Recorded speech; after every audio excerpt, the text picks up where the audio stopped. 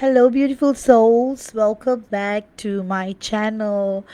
You guys are amazing, and I have to thank you guys for all your kind words and comments. They've been filling my heart so much. So, all the thank you to you for being such a beautiful community of fellow monadic divine feminines. Truly, it's a blessing. Again, for a very long time this group was really small, and now we've gotten a little bigger, and I thank you guys for your constant support. So if you guys see any trolls, messages, personal attacks, immediately report it to YouTube, because there's a serious policy on cyberbullying and harassment and all that. So do help each other, and keep this space safe for everyone. All right. It's very, very important, because in this age of social media, there are a lot of troll accounts, fake accounts, NPC driven accounts, where they are just posting personal attacks because they think they can get away with it because they live in some secluded part of the world. But you know what? We have all the laws. Even through our local police, we can, when we file a police report, they can follow it up with Interpol and stuff. So most importantly, especially recently, there's been a lot of human trafficking and all that. So be even careful when you interact with others online. It's very, very important to always stay safe. If there's anything, do report. Your first step is always do a report. You can actually report the comment itself, so that you can prevent this. Do not interact with them, do not respond to them. That's the most important thing, because this is how they try to lure their victims.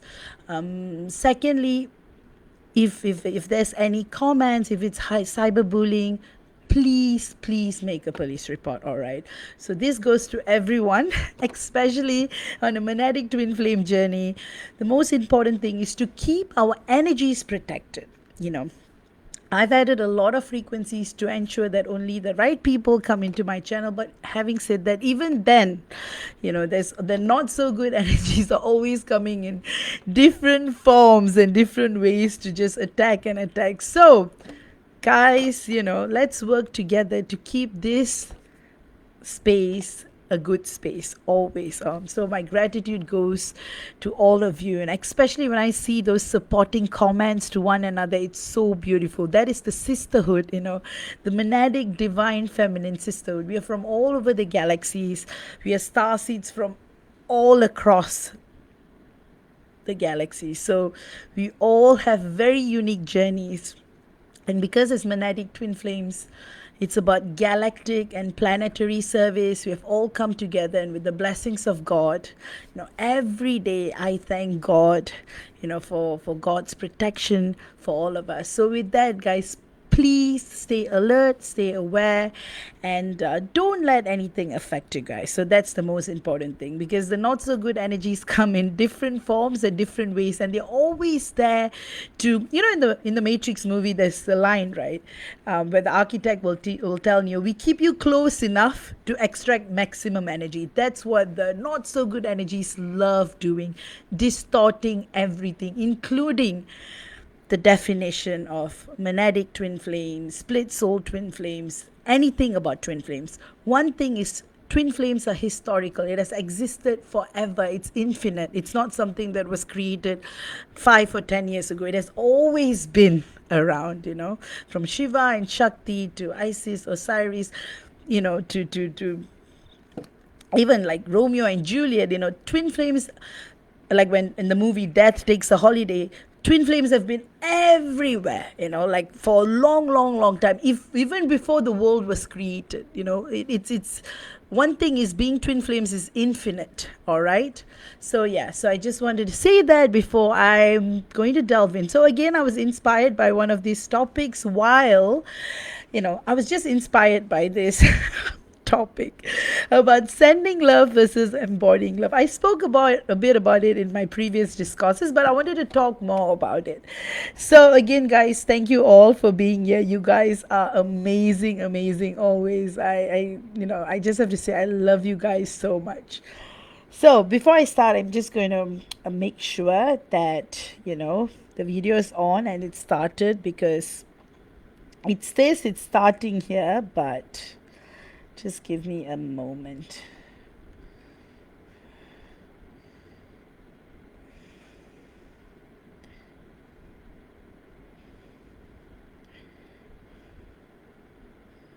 All right. All right, perfect. I can be heard and it's being recorded. Perfect. So I'm going to delve right into this discourse, right? Sending love versus embodying love on a monadic twin flame journey. On a monadic twin flame journey, right? It makes a huge difference, in a monadic twin flame journey. Like I said, our purpose is galactic, interplanetary, beyond the cosmos. So we are here, we come in here with missions, and we are always doing missions. Even when our DM is asleep, he's still on mission. That's why the multi-dimensional conversations that happen in the 11D and 12D, and even going back to the cosmic ache in the 13D, happens quite regularly. So that's why I'm going to start with the misunderstanding at the heart of sending love. When we talk about love in the twin flame journey, most people are still thinking about it as an action, something that we have to do. Send him love, visualize pink light around him, tell the universe you love him. But for monadic twin flames, love isn't something you send like a letter through the cosmos. It's something you become. When you are dealing with a monadic twin flame connection, one that exists beyond polarity, beyond soul level mirroring, the moment you try to send love, you are implying separation. You are saying that he's there, I'm here, let me bridge the gap. But the truth of monadic union is there is no gap. Love is not transmitted, it's emanated, and the difference changes everything. So, the energetic mechanics, transmission versus emanation. When we send love, the energy travels horizontally through polarity. It goes through layers: ego filters, emotional charge, mental stories, astral density. It is still love, but it's coded through longing, hope, and sometimes desperation. That's why I always say it's in our energies. Even if it's a message, even when we are sending love, it is in the energies. If we are sending it through 3D or 4D, it backfires. So when we embody love, it radiates vertically through the monad, from source, from the cosmic egg into our field. It doesn't move towards our DM, it expands through us. That's why our divine masculine feels it, not because we have targeted him, but because he's within the frequency field of our being. This is the first initiation of monadic twin flame love, to stop trying to send energy to him and start becoming the field itself. In this state, there is no emotional transaction. We are not giving to receive. We are being loved because we are remembering what we already are. So this is the false light trap, the conditional energy work. In fact, I think I should do a separate discourse on it. Many of us divine feminines fall into what I call the energetic caretaker loop. We feel our divine masculine's pain, confusion, or avoidance, and then rush to fix it through light work. That's when we send pink light, green light, blue light, forgiveness, healing rays, but beneath the gesture is often an unspoken hope. Maybe this will make him come back. This is not embodiment, guys. It's spiritual management. And the monadic field doesn't respond to management, it responds to coherence. When we are embodying love, we do not need to manage or control another's vibration. Our stability is the transmission, our coherence is the healing, our stillness is the miracle. So, what does embodied love actually feel like? Embodying love is not euphoria, right? It's not about constant bliss or heart flutters. It's a deep nervous system calm, a neutrality that holds all polarity without judgment. We can still feel grief, we can still miss our divine masculine, but we hold those feelings within a field of safety, not scarcity. When we embody love, we no longer chase peace, we become it. We stop seeking signs because our entire reality starts to move in harmony with our inner coherence. That's why our monadic divine masculine feels that stability as truth resonance. It's what begins to call him home. Not our longing, not our messages, not our visualizations, but our unwavering embodiment of divine presence. So, what is the law of reflection for us monadic twin flames? All right. At the soul level, our twin flame, our divine masculine, reflects our shadow. At the monadic twin flame level, our divine masculine reflects our state of embodiment. So if we are sending love while feeling anxious, we amplify his confusion. If we embody love while feeling peace, we amplify our divine masculine's awakening. That is the paradox of monadic resonance. You don't influence him through effort, you influence him through equilibrium. Our job isn't to be perfect, it's to be clear. You see where I'm going with this, right? Our job is not to be perfect, it's to be clear. So to stop leaking energy into hope and fear and instead allow the feel of divine neutrality to do the work for us. When we embody love, we trust that the correction happens to the unified field, not through our ego's intervention. So the hardest part of this transition is the feminine instinct to act, to fix, to reach, to do something that proves love still exists. But when you reach for love, you reinforce that it's missing. When you stand as love, you reveal that it was never gone. This is why silence, surrender, and stillness are powerful gateways. Powerful. And another important thing to remember is this: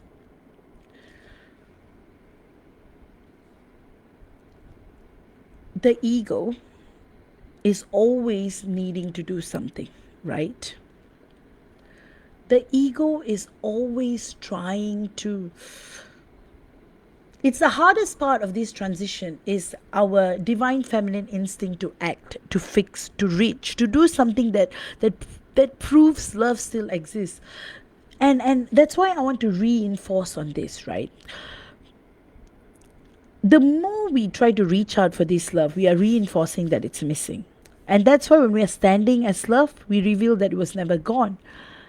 That's why, things like surrender and stillness are very, very important. They force us to see where we have been equating effort with devotion. True devotion is containment, not activity. We hold it, regardless of external situations and behaviors. So the moment we drop into this embodied love, our field starts reprogramming itself and our divine masculine feels it as safety instead of pressure. So embodiment as the third energy generator. When both of us begin to anchor love through embodiment rather than projection, the third energy field begins to stabilize. This third energy isn't romance, it's the unified field of divine intelligence that both of us are conduits for. It activates mission, magnetism, and multidimensional remembrance. Most importantly, it ends the cycle of push-pull dynamics. Why? Because you're no longer operating from the illusion of two separate hearts trying to connect. You're both remembering that you were never disconnected, and the sending becomes the obsolete, right? Because love is not an act anymore, it's a state of being. So again, guys, I'm going to give you practical tips that I share with my clients, which I've talked about in other videos as well. Like morning heart anchoring. So when you wake up in the morning, you place your hands and you tell, I'm the frequency of love embodied. My love is not searching, it's resting. And then you will feel the difference between expansion and reach. Neutral observation. When triggers arise, instead of sending healing, observe the trigger as divine communication. Let the emotion move through you without projecting energy outward. Number 3, visualize your inner divine feminine, not flickering toward your divine masculine, but standing upright. This is how you teach the combined energy feel what safety feels like for our divine masculine as well. Embodiment over intention. Every time you want to send love, pause. Ask, am I sending because I'm empty or because I'm full? If it's emptiness, come back to embodiment first. So you will notice the shift in his response.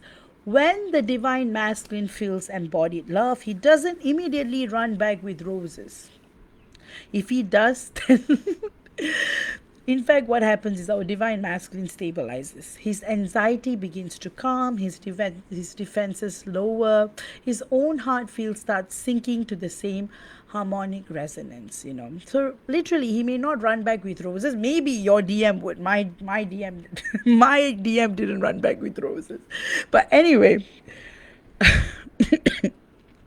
our divine masculine might not even understand why, but something begins to feel safe again. This is the silent restoration that precedes every monadic twin flame reunion. Because when you embody, our divine masculine will remember, and through remembrance, he will rise. So, what is the advanced principle? Love as unified consciousness. In the monadic twin flame field, love is an emotion, it's consciousness recognizing itself. When we embody love, we are not feeling something for our divine masculine, we are existing in the natural state of divine coherence. And this coherence begins to transmute density across timelines. Right? And that's why our journey is never just personal, it's planetary, it's galactic. Every time we choose to embody instead of send, we're anchoring higher harmonic templates into the collective grid. We are restoring what love was always meant not to be, non-transactional, eternal self-existence. But having said that, when you feel the urge to send love across the ether, pause. Place your hand over your heart. Breathe in the remembrance that you are the ether. You're not sending love to your beloved divine masculine. You are reminding the universe what love looks like when it stands still. And the monadic twin flame path is not about gestures. It's about a state of being. It's about being so whole, so sovereign that love ceases to be a message and becomes a presence. This is the essence of monadic twin flame union. And always remember, guys, a lot of what our divine masculine does is energetic. Sometimes those acts, but remember, your divine masculine is not going to be lashing out on social media or attacking other people. Real monadic divine masculines never do that. In fact, our divine masculines, the real divine masculines, they suffer in silence. That's why I'm saying, guys, embody love. Instead of sending him love, it can trigger him more. But for divine feminines, we are blessed. We are lucky. We have got communities like this, hidden, small sisterhood. But our divine masculines do not have such a community. They do not have. In fact, when men get together, they become toxic most of the time. That's why men create wars and women leaders create peace. That's why they always say that. But having said that, you won't find your DM in social media talking about you. In fact, you won't be talking about you to anyone. That is the problem, right? But again, divine feminines, we express externally. Divine masculines express internally. So we got to hold space for our DM. We are like the only one who can hold space for our DM. So all these distorted NPCs, draconians, beings, or people who claim to be divine masculines, insulting, hurting, throwing comments, trying to change the definition of what twin flames are. They are not twin flames. They are probably the draconians. They are probably the NPCs. They don't even have a soul. Because our divine masculines, real divine masculines, are very honorable. So remember, guys, it's so important to embody love, because our divine masculine doesn't have an outlet. Every time an incident happens, an incident that is example, he might have blocked us on Facebook. He's not going to go and tell his family or friends or anybody that he has done that. In fact, he keeps it and suffers in silence. Even when he has lashed out, he's not going to talk about it to anybody, nor is he going to fight about it with you. He suffers in silence. That's why it's so important to embody love. Sending love distorts the plan. Embodying love is the way to go. And I know this discourse is deep, and I was like thinking, should I do a part two? And I'm like, okay, I should just do the part two. So that's why the turning point, when sending starts to hurt, right? There comes a point on every divine feminine's path when sending love stops feeling beautiful and starts feeling draining. You will notice when you send energy toward your divine masculine, instead of peace, you will feel exhaustion. Instead of a heart expansion, you will feel an ache in the chest or a sudden emotional crash. That is the body saying you're leaking light again, because you're trying to keep a circuit alive that was never meant to be powered by effort. The monadic twin flame journey demands that love no longer be performed. It must be embodied into cellular memory.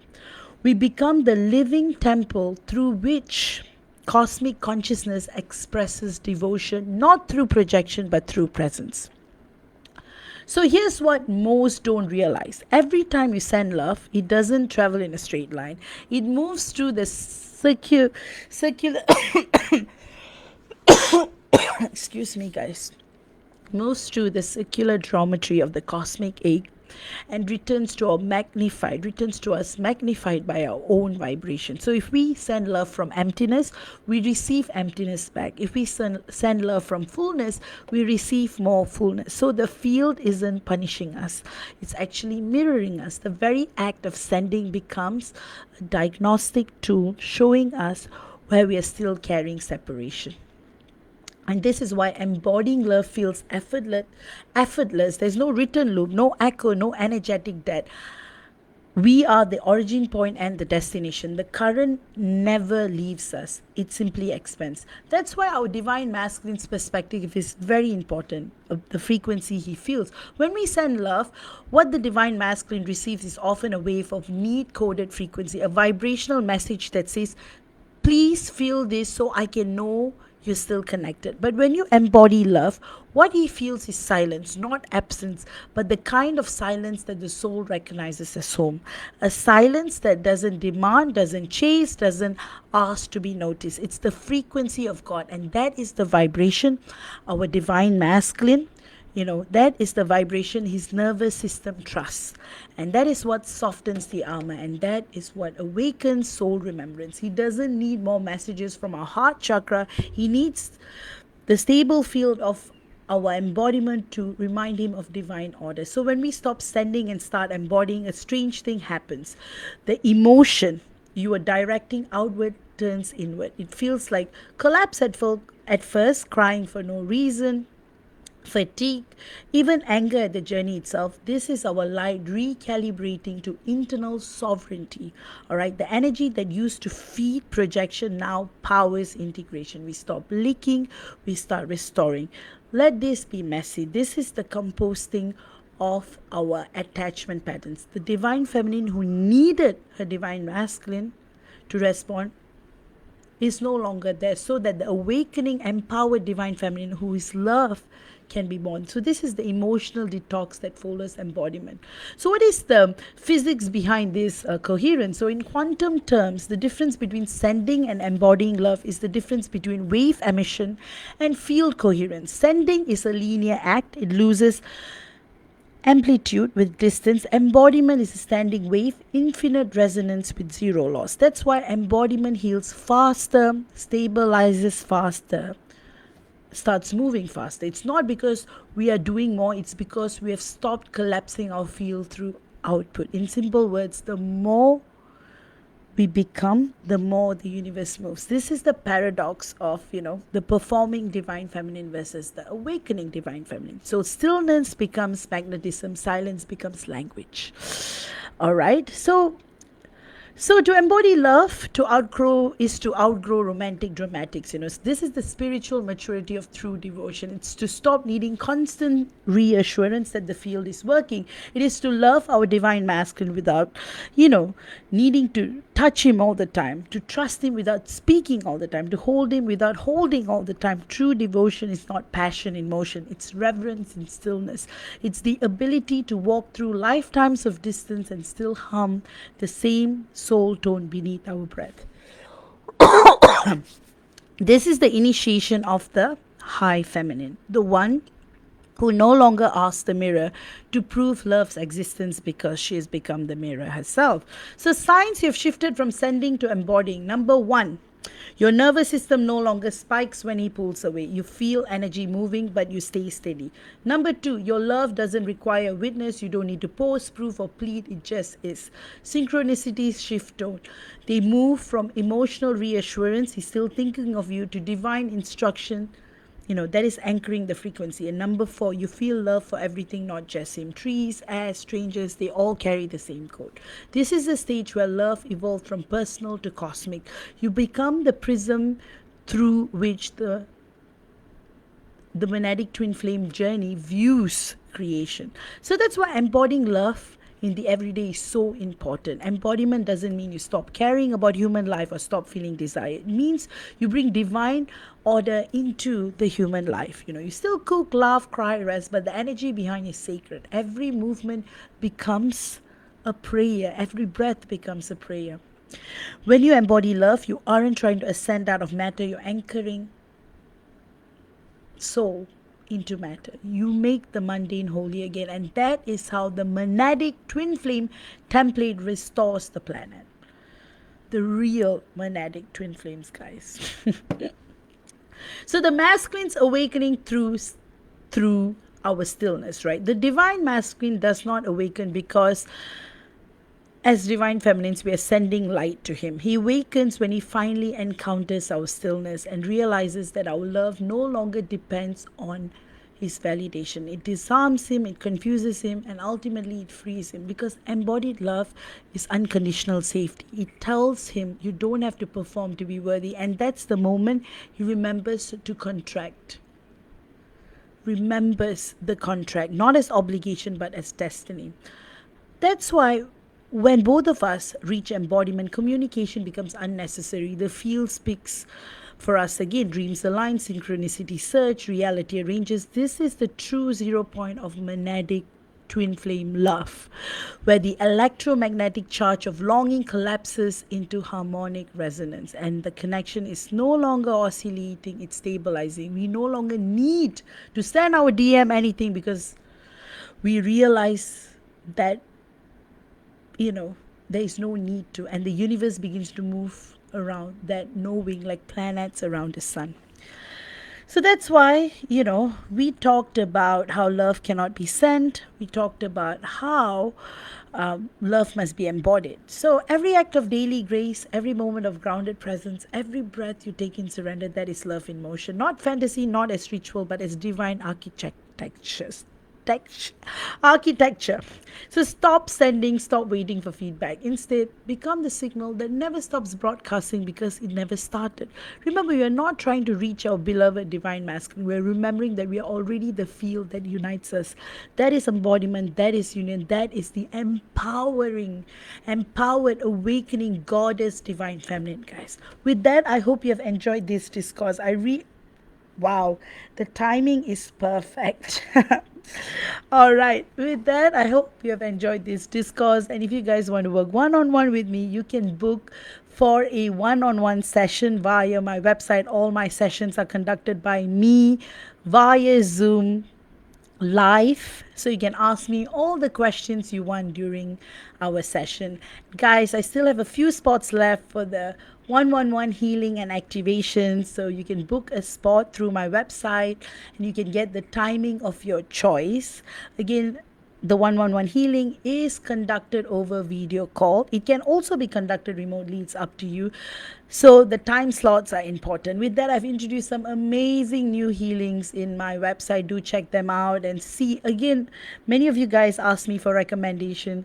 Always go with your instinct. Go with what your soul feels. All right. With that, I look forward to seeing you all again in another video. And guys, remember, if you see any trolls, if you see any, personal attacks, comments that are out of line, if you see cyberbullying in the comment space, please report, immediately report, because right now there is a lot going on spiritually, the spiritual energetic voice. And remember, our divine masculines, or people who claim to be divine masculines, are not always divine masculines. All right, so be very, very, very careful. And also, if I try my best, every time, if someone is trying to attack any one of you guys, I immediately remove the comment. And YouTube does it itself, due to its policies. But sometimes, due to the algorithms and stuff like that, some evil um, beings, they try to get away, because you see, these beings are hiding behind a false account, or they could be NPCs, where they are just trying to project, they're insulting, they're using vulgar language, their personal attacks. So if you see anything like that, please report immediately. I thank you all for keeping this community safe, and for, this is a small community. You can see there's only like, less than 4,000 of us. So remember, it's about sisterhood, guys. As divine feminines, as monadic divine feminines, it's so important to protect and help one another. With that, I'll see you all again. Take care. Love you all.